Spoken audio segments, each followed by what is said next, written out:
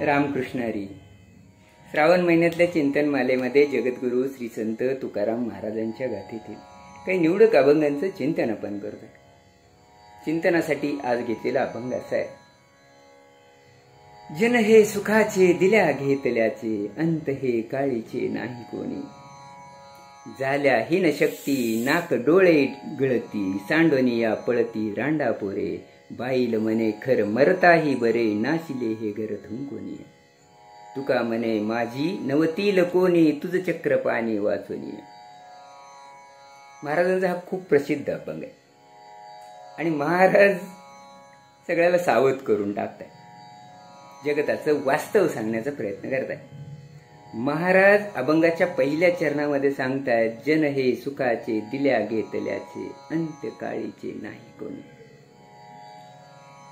जग आपल्या सोबत तोपर्यंतच आहे जोपर्यंत आपल्याकडे सुख आहे. सुखाच्या काळात सर्वजण आपल्या सोबत राहतील. आपल्याकडं त्यांना द्यायला घ्यायला जोपर्यंत आहे तोपर्यंत सगळेजण आपल्या जवळताली गोळा होतील. पण तुमच्या अंतकाळी, शेवटच्या क्षणाला किंवा तुमच्या दुःखद प्रसंगामध्ये कोणीही सोबत राहणार नाही. सावधानतेचा इशारा. महाराजांचं ते निरीक्षण आहे. आपल्यालाही आपल्या सभोवतालच्या परिसरामध्ये अशी काही उदाहरणं बघता येत असतील. आणखी काही प्रसंग सांगताना महाराज म्हणतायत, झाल्या ही न शक्ती नाक डोळे गळती, सांडोनी या पळती रांडापोर. वृद्धाप काळामध्ये जसं लहानपणी काही कळत नसतं तसं वृद्धाप काळामध्ये सुद्धा आपल्याला काही कळत नाही. अशा वेळी जर का आपल्या शक्तीहीन झालेल्या असतील, म्हणजे आपल्या अंगामध्ये त्राण राहत नाही किंवा नाकातून डोळ्यातून पाणी गळत असतं, अगदी लहान बालकाप्रमाणे वृद्धापकाळ असतो. अशा वेळी आपल्या जवळ आपली स्वतःची बायका मुलं सुद्धा येत नाहीत, असा अनुभव बघून महाराज सांगतायत. आणि पुढे म्हणतायत, बाईल मने खर मरता तरी बरे, नाशिले हे घर कोणी. काही जणांचा मृत्यू सुखद नसतो.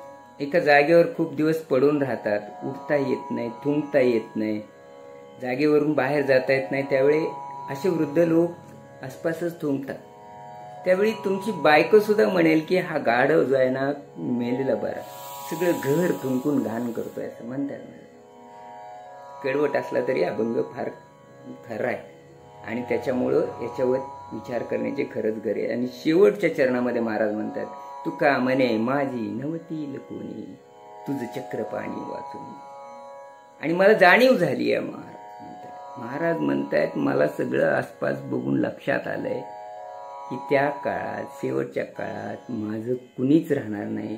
तूच एक चक्र पाणी, ज्याच्या हातामध्ये चक्र आहे, ज्याच्या हातामध्ये चक्र आहे असा विष्णू, भगवान विष्णू परमात्मा, तुझ्याशिवाय कोणी राहणार नाही.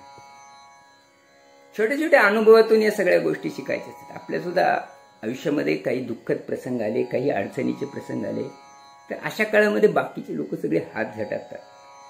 आणि त्या काळी जर आपण परमेश्वराचा धावा केला ना, तर तो परमेश्वर, आपण त्याला जर अंतर्मनानं त्याला जर आपण बदलं किंवा त्याची आठवण केली ना, तर तो पुढं मागं आपल्या सदैव, आपल्या अडचणीमध्ये सदैव उभा असतो. भले सुखात तुम्ही त्याला न बोलवा, पण दुःखात मात्र तो आपल्या सोबत असतो. चिंतन करायला काही हरकत नाही. आपल्या सोबत कायमस्वरूपी राहणारा जर कुणी असेल तर तो विष्णू भगवान परमेश्वर पांडुरंग परमात्मा आहे.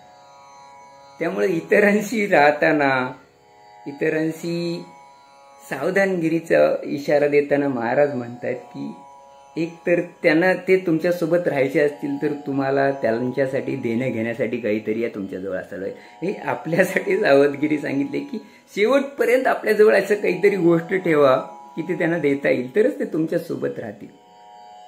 किंवा शेवटच्या प्रसंगात ते तुमच्यासोबत राहणारही नाहीत. त्यामुळं परमेश्वर आपल्यासोबत मात्र, देव जन्म त्यानं दिलाय तर शेवटच्या क्षणापर्यंत तो मात्र तुमची साथ, आपली साथ निभावू शकतो. त्यामुळं त्याचं चिंतन, त्याची भक्ती, त्याची सेवा, त्याच्यावरती श्रद्धा कायम ठेवूया. एवढंच एक चिंतन आजच्या या अभंगाच्या निमित्तानं करूया आणि इथंच थांबूया. पुन्हा भेटूया महाराजांच्या अशाच एखाद्या छानशा अभंगाबरोबर. तोपर्यंत रामकृष्ण हरी.